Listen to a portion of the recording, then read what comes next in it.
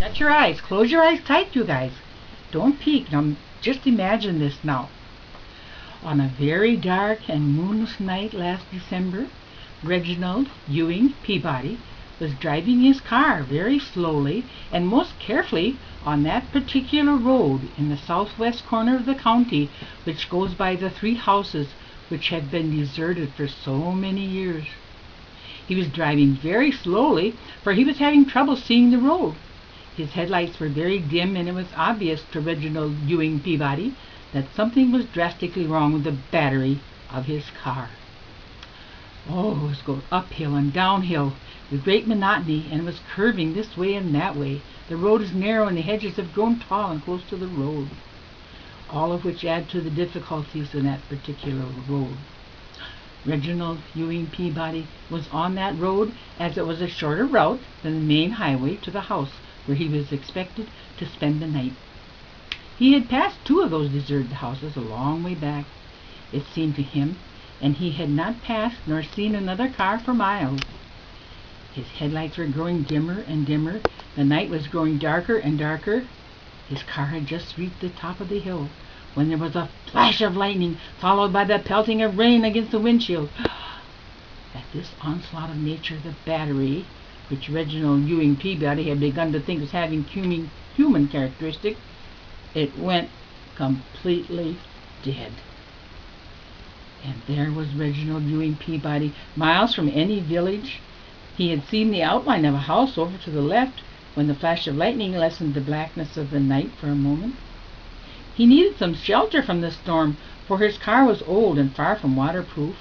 He thought that it was possible there might be someone living in that house, and he might be able to telephone the nearest garage. So he buttoned up his overcoat, turned up the collar, and made a run for the house. At the road there was a gate which creaked and moaned as he opened it.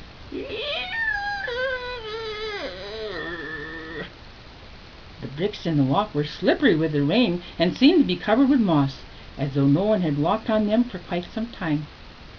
But he thought he had noticed a light upstairs. He knocked on the door, but all he heard was the echo of his knock. So he knocked again. No one seemed to be coming to answer the door. He tried the doorknob. It turned in his hand, and the door opened.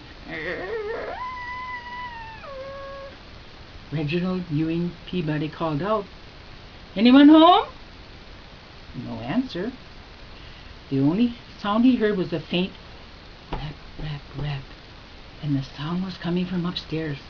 So Reginald Ewing Peabody stepped into the front hall and called again, "Anyone home?" No answer, only the sound, rap, rap, rap, and it was definitely coming from upstairs. Reginald Ewing Peabody lit a match so he could see to climb the stairs, and he could hear the rap, rap, rap. It was louder. So he lit another match and went down the hall towards the sound.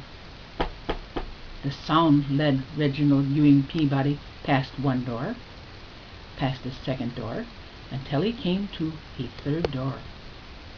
The sound was coming from behind that third door. Reginald Ewing Peabody opened the door. Behind the door were some stairs. The stairs led to the attic. So he lit another match, and he climbed the attic steps, and all the time the rap, rap, rap was getting louder and louder, and Reginald Ewing Peabody stepped onto the attic floor. He looked all around the attic. He could hear the rapping sound. At last he noticed the door. The rapping sound was coming from behind that door. Oh my! Rap, rap, rap! The sound was getting louder. Reginald Ewing Peabody reached the door and he opened it. Oh, he looked in the closet. On the shelf of the closet was a box. The rapping sound was coming from that box. Reginald Ewing Peabody opened the box. Inside was a roll of wrapping paper.